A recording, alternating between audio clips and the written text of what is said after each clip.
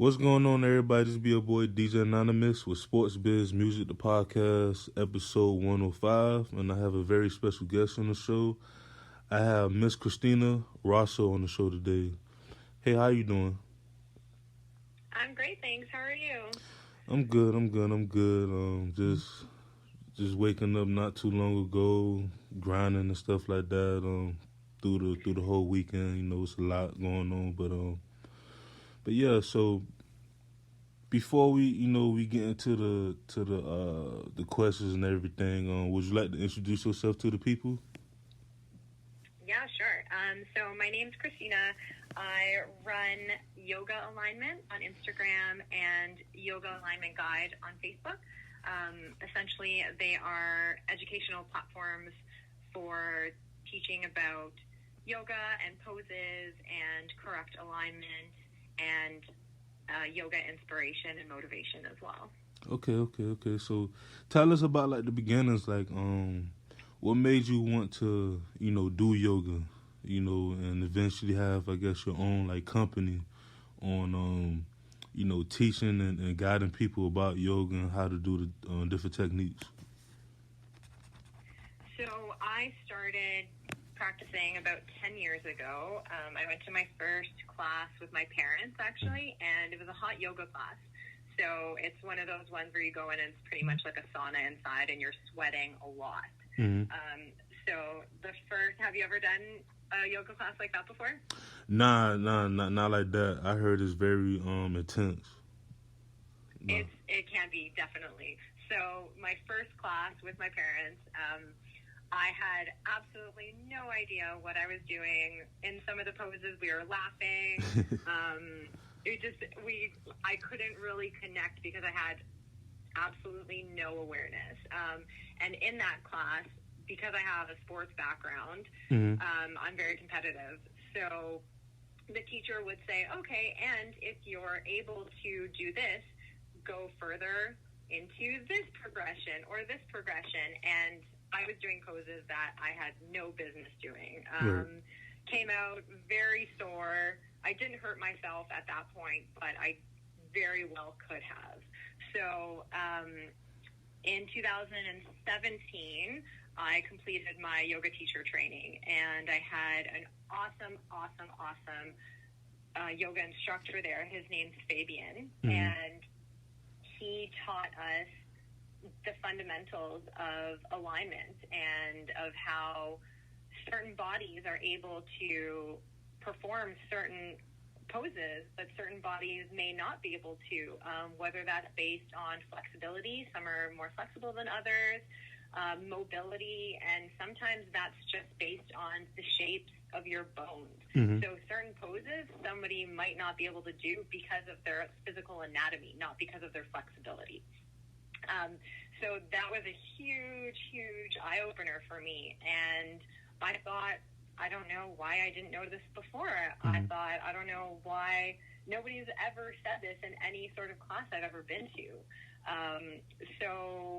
After that training, I started really focusing on it and brainstorming and thinking, like, how can I get some sort of resource together for myself? Right. And I started Yoga Alignment on Instagram, and I found a couple of different pages of different instructors that were showing, like, do this, not that, or steps of how to get into a pose. And I thought, wow, this is awesome.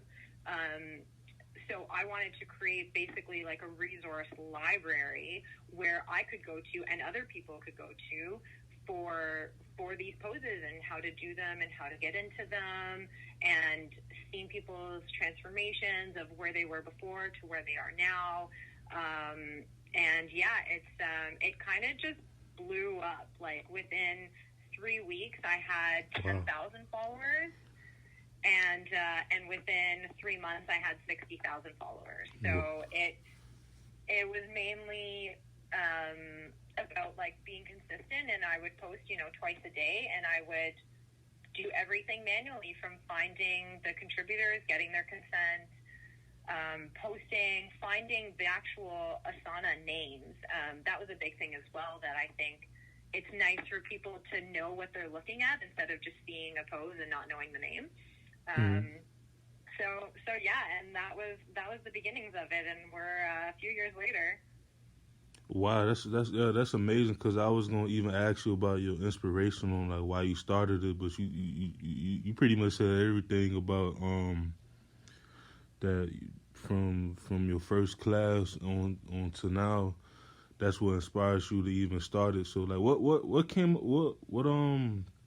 what made you come up with the name Yoga Alignment? I love to ask questions like this and like the story behind it. So what was the reason why you named it Yoga Alignment? Because I feel like it's a pretty cool name. Yeah, so the name is basically what it's all about. It kind of entails everything. So the pose alignment, the do this, not that, it's showing how the body is sort of meant to perform certain poses rather than what you're not supposed to do. So really aligning the body. And it does have, alignment can mean multiple things, like alignment within, being spiritually aligned or emotionally aligned, or, aligned within your entire existence. So with that, it's mainly about the alignment of the body and showing that. And yeah, I wanted to touch on how yoga is interesting too, because it's not only the alignment of the pose. There is an aesthetic component to it as well. So certain poses, for instance, it's not necessarily going to hurt you if your knee is, further. It's not at a 90-degree angle. It's more than or less than a 90-degree angle. It's not necessarily going to hurt you, but that's kind of the aesthetic component to it. Whereas there's also the component of, okay, what muscles are we trying to work? That's the intention of the pose, and what do we do to actually properly align the body so that this individual we can recreate this pose in this individual, even though they have less mobility or less flexibility. So it's pretty much like, let's say, because I'm like 6'1", 6'2", like 320. So basically, you're saying is that I pretty much have to find a pose that fit my body frame. No, not necessarily. So you fit your body to the pose. Okay. So say you're doing a forward fold, for instance. So you're standing, your feet are together, you're standing up, you put your hands on your hips, you start bending forward. So what you want to do is try to make sure that your ankles and your hips are aligned so that your hips are on top of your ankles when you look from the side. And then your back is nice and straight. So once your back starts to curve, that's when you know you should stop there, because that's what we want to have. We want to have that straight line of the legs and then the straight line of the back and the bend from the hips. So for you, maybe you can go to 90 degrees, maybe a little more than 90 degrees, or, who knows, maybe you can actually get down to the ground to bring your chest to your thighs.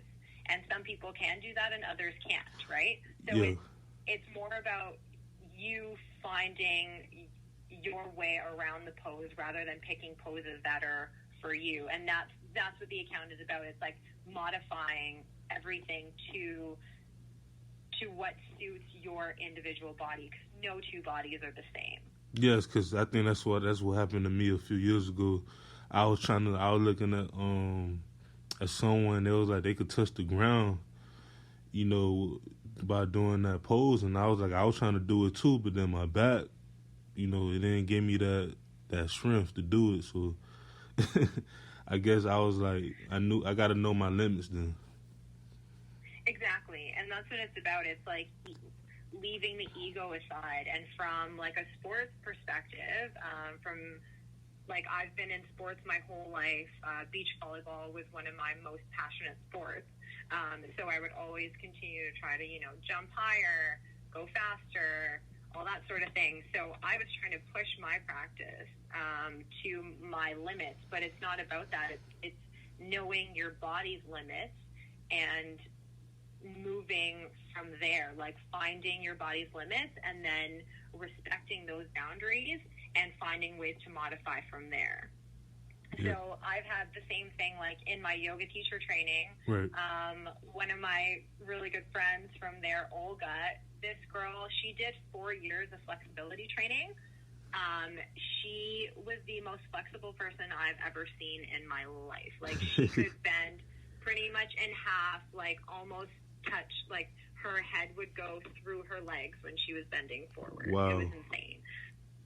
And the back bends she could do were just astonishing. So being in a class with her and seeing her, I was like, oh my gosh, I'm never going to be able to do that. And it was disheartening at first, but that's what it's about, like leaving that ego aside and not comparing yourself to others and respecting your body so that you're able to make the most of what you have. That's really what it's about. And yeah, like Instagram kind of perpetuates the whole like need for flexibility when you're doing yoga, you know? Yeah, cause like I said, like, you know, when I was younger, it was like, man, I want to do what she doing, but you know, at the end of the day, we all trying to get to the most important thing. That's for us to, you know, live a healthier life and make sure that our bodies are, you know, maintained. Because as you get older, like I'm 27. When I was 17 years old, like I just get nicks and knacks, but you know, they'll go right after the next day or so. But when I'm 27, you know, I'm still young, but if I hit something hard, it may take a week or two versus, you know, when I was 17, it only took me a couple of days, and I'm trying to prepare myself for, you know, the 30s and the 40s and stuff like that, because I've heard so much stories. And like, you know, you see certain athletes today, like I don't know if you're familiar with like Tom Brady of the world, or, you know, LeBron James, like, you know, they in they mid to late 30s, early 40s, and you just see like how they keep their body so maintained, and it's like they've been doing it for over 16 years, 17 years, and it just amazes me on how they maintain it. Like Tom Brady, all he say he do is yoga and like body weight. And I remember LeBron James, when he first came to the league, he said he really didn't like the lift weights. He always did like yoga and stuff. So it was just amazing, like how you know the importance of yoga is, and just the importance of trying to keep your body, you know, healthy and feel the same as if you was, you know, in your teenage years or in your early 20s, mid to early 20s. So yeah. Definitely. And imagine knowing what you know now, you know, 10 or 15 years ago. Like maybe you wouldn't appreciate it, but who knows, maybe your life would have changed completely at that point. But it's one of those things where you know now, so right. It's awesome. Like you're never too late to start anything, and that's the coolest thing about yoga, is that you don't need to be flexible to start practicing. It's like it's actually better if you're not flexible, because then you're actually able to appreciate the practice a little more than people. Not necessarily, I'm not trying to overgeneralize that, but I think right. It's much more difficult for those that aren't flexible than those that are already flexible to sort of get into it with their mind. And with like Tom Brady and LeBron James, like Tom Brady also eats super, super clean as well. Yes. I've read several articles on his diet and his regimen, and it's really astounding. I come from a background of holistic nutrition as well, so that's what I did prior to getting my yoga instructor certification, and that's a really important aspect of health as well, is, you know, eating healthy and drinking lots of water, and just, you know, being and not being stressed out. And yoga is a great outlet to go and sort of move your body breathe, because I feel like a lot of us don't actually take time to just stop and breathe. Right.